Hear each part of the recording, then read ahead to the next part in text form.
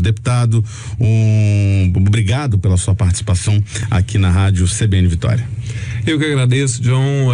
Gostaria de cumprimentar você, os seus colegas aqui no estúdio, a toda a população capixaba que nos ouve, e aproveitar para agradecer a confiança da população capixaba em meu trabalho, em meu nome. Pois é, em relação a essa confiança do capixaba, como o senhor diz, na eleição anterior, no seu primeiro mandato, o senhor foi inclusive eleito passando como 30º, não é isso? E dessa vez o senhor é o deputado estadual mais eleito nessa reeleição. A que o senhor acredita que se deve essa mudança? Primeiro mandato, eleito na 30ª colocação, e agora o deputado estadual mais bem votado do Espírito Santo, né? 4 anos depois, como é que o senhor avalia? Então, eu acho que, assim, a população, ela tá muito descrente da política, dos políticos, dos partidos, e com razão, né? Em função de tudo isso que vem ocorrendo em nosso país. Eu acho que essa votação expressiva que eu tive, ela se deve à credibilidade do meu trabalho. Eu exerço um mandato com uma transparência muito grande e com uma sinceridade muito grande na comunicação, nas relações com a população.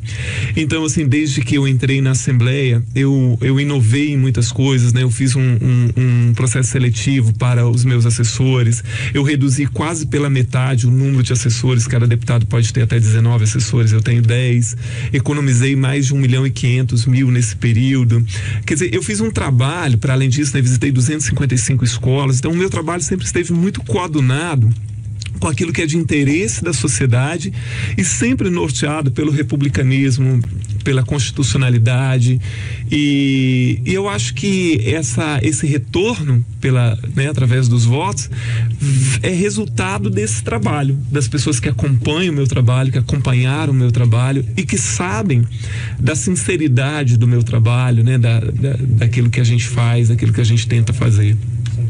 Bom, são 10h23. O ouvinte da Rádio CBN Vitória pode participar aqui com a gente, enviando perguntas para o deputado estadual Sérgio Majeski, 992994297. Daqui a pouco a gente vai repassar as perguntas dos ouvintes. E logo depois do anúncio, né, da reeleição do senhor, o senhor concede aí, como todos os outros eleitos também, a primeira coletiva de imprensa, né, falando a respeito da vitória, e o senhor falou muito a respeito de reforçar as instituições.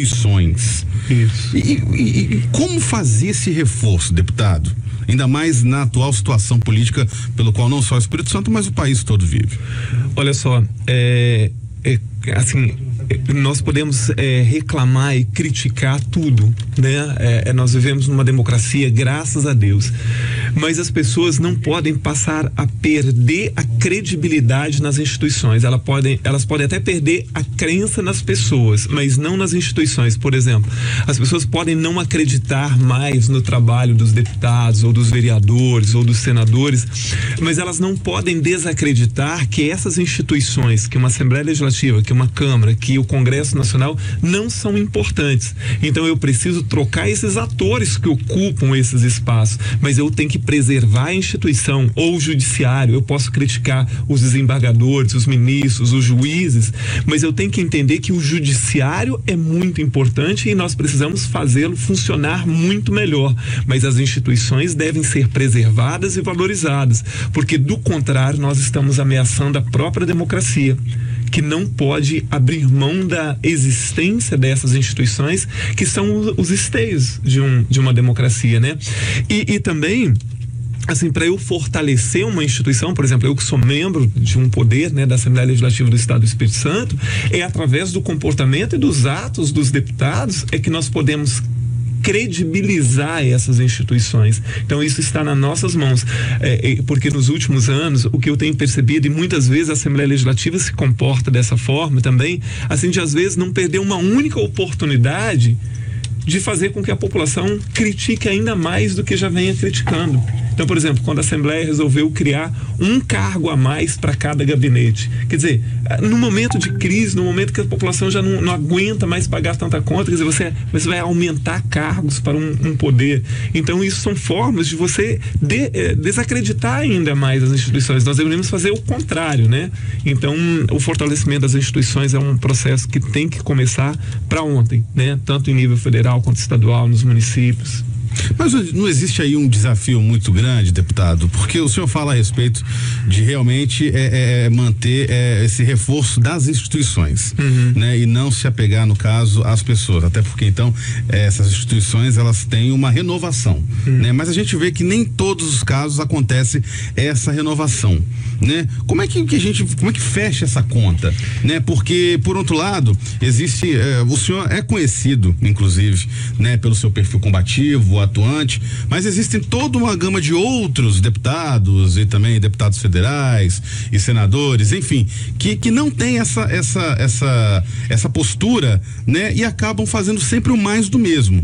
E aí, como colocar isso pro nosso ouvinte aqui da Rádio CBN, pra população, pra sociedade, entendeu? Que ela não perca essa esperança, porque é importante esse reforço, mas o cidadão, ele vê o contrário lá. Como é que fecha essa conta? Olha só, eu sempre dizia isso, sou professor há mais de 30 anos, embora esteja fora da sala de aula, eu sempre falava para os meus alunos assim, quando eles reclamavam de estudar, da dificuldade para passar no vestibular e não sei mais o que, eu dizia para eles assim, olha, existem coisas que ou nós fazemos por nós mesmos ou ninguém fará. E uma delas é estudar. Ou você estuda mesmo e tal, ou as coisas não vão ocorrer. No caso da democracia é a mesma coisa. Se a população não estiver mais disposta a participar mais desse processo e acompanhar mais, vai ser muito difícil mudar alguma coisa. Porque assim, quando você elege alguém, é como se você estivesse contratando alguém para trabalhar para você. Então, assim como na sua vida particular, se a pessoa não está trabalhando bem, você a demite. Então, é claro, num sistema como o nosso, você não pode demitir o deputado a hora que você quiser, nem o vereador. Mas eu tenho uma data certa para demiti-lo, que é na próxima eleição. E aí eu tenho que pensar num currículo bem melhor do que eu demitir para escolher outro. Então, quando você fala de renovação, por exemplo, né? Eu discordo quando as pessoas falam assim, a Assembleia foi renovada em 50%. Houve uma renovação no Congresso.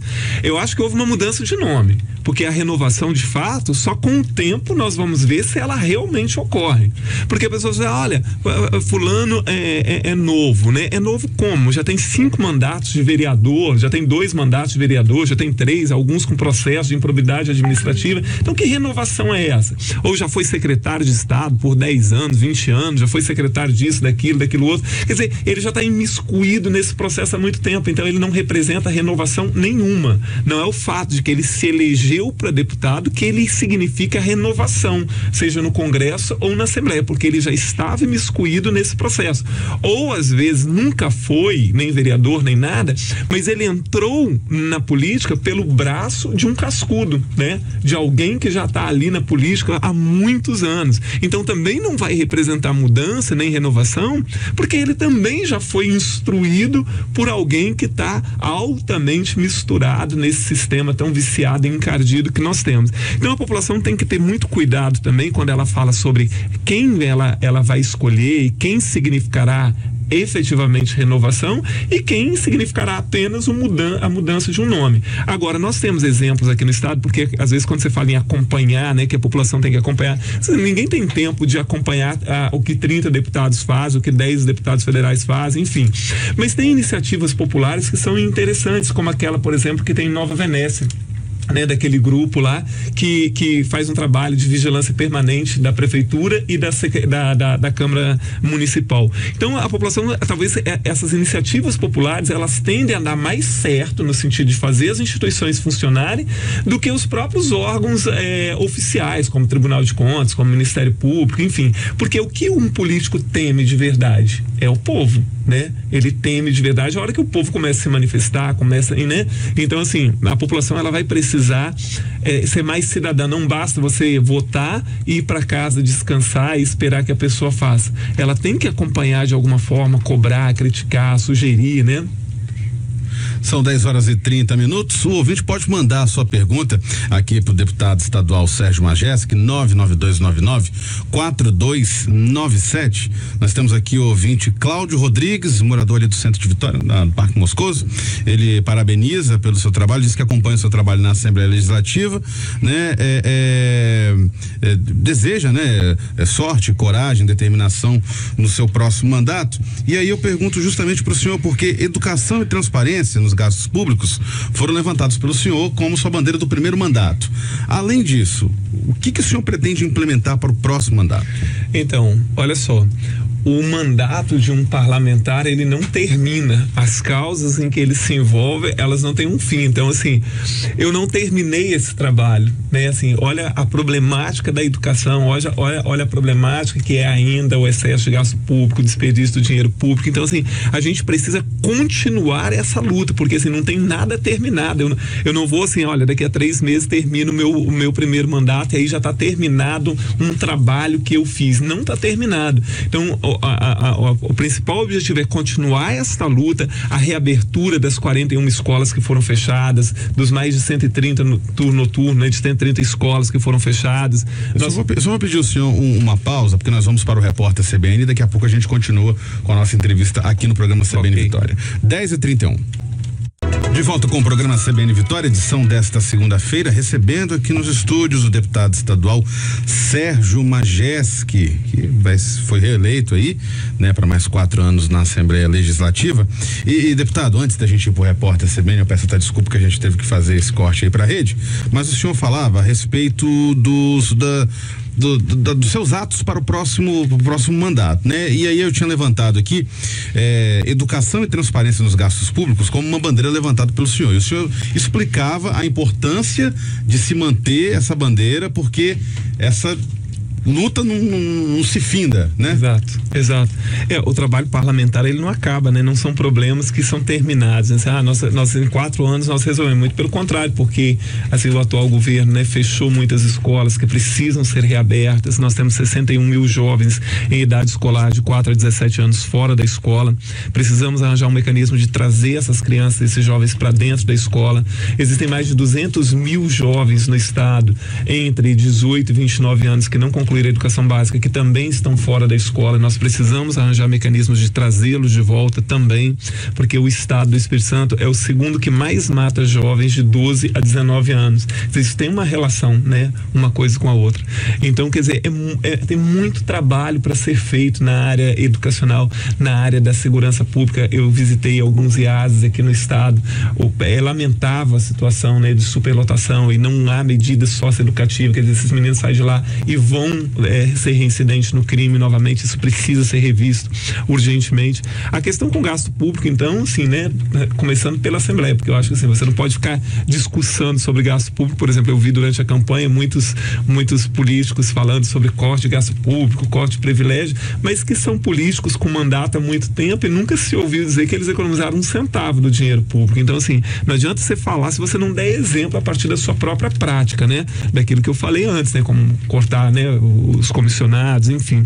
Então, há muito o que fazer, né, aqui no estado ainda nessas duas áreas, da questão da inclusão de pessoas com deficiência também, que é uma coisa que a gente tem tentado trabalhar e que é uma questão complicada aqui no estado. Enfim, trabalho que não falta. Então, o meu objetivo é dar continuidade a esse trabalho, né, reforçar esse trabalho em alguns campos, para que a sociedade seja beneficiada de fato, né, com o nosso trabalho. Bom, são 10h38. O ouvinte da rádio CBN Vitória pode participar aqui com a gente, enviando sua pergunta para 99299-4297. Nós temos recebido muitas perguntas aqui, deputado, a respeito do projeto Escola Viva, né? Qual é a opinião do senhor? O que pode ser melhorado? Você acha que todas deveriam realmente ser tempo integral? Como, de que forma? Afinal de contas, dentro desse projeto Escola Viva, o que o senhor tem a acrescentar? Olha só, nós temos o Plano Nacional de Educação, que é uma política de Estado, né? Vigência de 2014 a 2024. A partir do Plano Nacional de Educação foram feitos os planos estaduais e os planos municipais, que são política de Estado, não são política de governo, por causa da vigência, né? Com 20 metas muito claras e as estratégias para serem alcançadas, desde a questão da alfabetização, passando para a questão da melhoria do rendimento dos alunos, qualificação de professores, enfim, por aí vai. E nenhum governo, nem o governo federal, nem o governo estadual tem perseguido essas metas. O plano nacional e o plano estadual estão sendo completamente ignorados. Então, escola de tempo integral é uma das metas e é uma luta histórica de todos nós que sempre batalhamos pela educação. Agora, uma escola de tempo integral, ela não é a redentora dos nossos problemas. Por quê? Você tem que pensar, sim, em oferecer uma escola de tempo integral, mas preservar o direito de todos os jovens de ter uma escola próxima à sua casa e com qualidade. Então, assim, às vezes eu fiquei meio marcado, né? Às vezes as pessoas falam assim, você é aquele deputado que é contra o projeto Escola Viva. Eu nunca fui contra o projeto Escola Viva. Eu sempre fui contra a forma com que o governo tratou isso e como ele instalou essas unidades. Agora mesmo está havendo o maior problema na escola lá em Vila Velha, na escola Geraldo Costa Alves e na escola Hilda Miranda do Nascimento na Serra e lá em Conceição do Castelo, porque o governo diz, olha, amanhã eu vou instalar uma escola de tempo integral. Metade dos alunos praticamente não podem ficar nessa escola, eles têm que ir para outra escola, porque essa escola tem 700 alunos, vai funcionar de tempo integral, pelo menos 300, mesmo que quisesse, não podem ficar ali. E aí tem que se virar para estudar em outra escola, que fica em outro bairro, que fica em outro distrito e não sei mais o que. Isso não é justo. Então, assim, o que nós questionamos o tempo inteiro é essa situação. E outra coisa, achar que a escola de tempo integral ela é a redentora dos problemas educacionais não é verdadeiro. Até porque entre o ideal e o real há uma diferença imensa. Você tem uma quantidade muito grande de alunos do ensino médio que trabalham, que vão para estágio, enfim, e que mesmo que quisessem, eles não podem ficar o dia inteiro na escola. Então, como é que eu fecho o turno noturno de uma escola, eu reduzo o número de vaga para instalar uma escola de tempo integral e abandono esses alunos? Em vários lugares onde a Escola Viva foi instalada, vários alunos pararam de estudar, porque ficaram sem opção para estudar. Porque muitas famílias, não é uma questão de que o cara pode optar entre trabalhar e estudar, ele precisa trabalhar e estudar. Eu fui aluno trabalhador a minha vida inteira. Eu comecei a trabalhar aos 13 anos de idade, naquela época se permitia isso, e estudar à noite. Então eu fico imaginando, se naquela época o governo tivesse instalado uma escola de tempo integral, que era a única escola lá de Santa Maria de Jetibá, eu não ia poder estudar, porque eu precisava trabalhar. Então eu ia abandonar a escola, que é o que muitos jovens estão fazendo hoje. Então, assim, a escola de tempo integral, sim, o governo deve oferecer. Agora, vamos conversar primeiro com a comunidade, com o município. É isso que as pessoas precisam, é esse modelo que elas querem. Eu vou instalar esse modelo aqui. Eu tenho outra escola para absorver esses alunos, uma escola com qualidade, porque o governo, enquanto ele faz a propaganda de uma escola de tempo integral e investe muito dinheiro nisso, ele está abandonando as outras mais de 400 escolas. Muitas escolas não têm sequer quadra de esporte, mais de 30% não tem. Eu visitei 255 escolas estaduais e sei muito bem do que eu estou falando.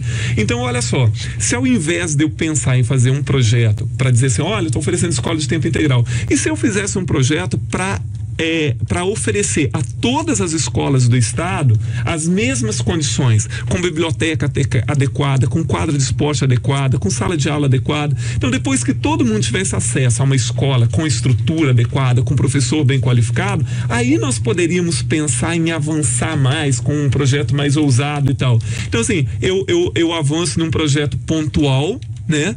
Mas enquanto isso eu estou abandonando as outras escolas. É claro, se nós tivéssemos 10 modelos educacionais para as pessoas escolherem, melhor, quanto mais melhor. Agora, o que eu não posso de forma nenhuma é fazer o que o atual governo tem feito, porque ele tem aberto essas escolas que atendem um número pequeno de alunos e prejudica vários outros e abandona as escolas regulares do estado. E eu estou dizendo isso de ter visitado 255 escolas e sei bem do que eu estou falando. Deputado Sérgio Majeski, o senhor pretende ser presidente da Assembleia? Pergunta do ouvinte Camilo Milanês.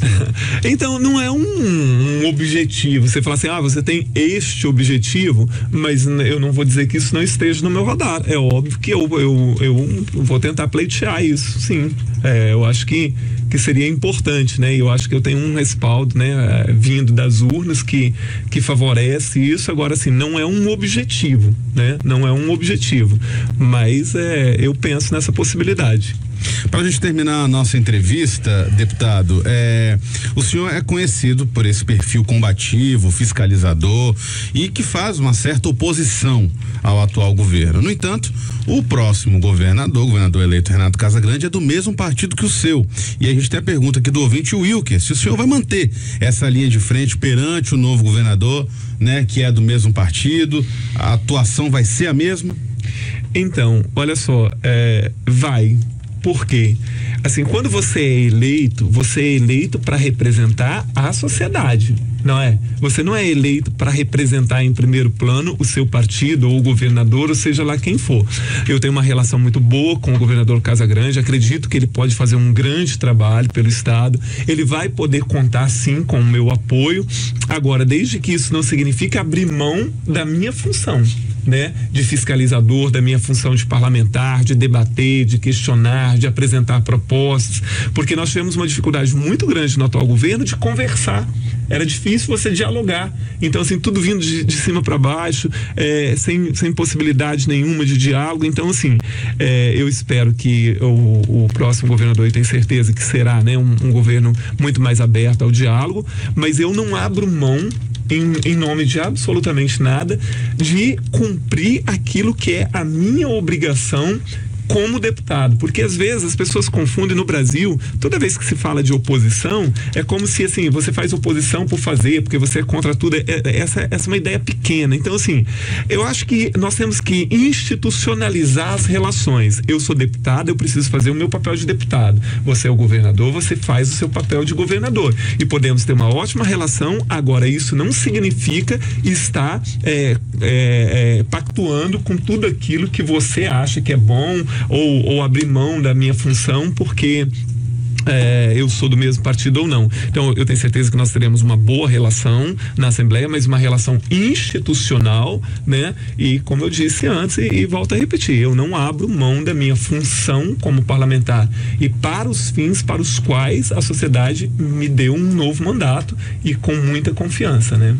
Deputado estadual Sérgio Majeski, muito obrigado pela sua participação aqui no programa CBN Vitória. Eu que agradeço e agradeço mais uma vez a população capixaba por toda a confiança no meu nome. Eu tenho certeza, vou corresponder à altura dessa confiança. Obrigado a CBN, obrigado a todos vocês. Um bom dia para todos e uma boa semana.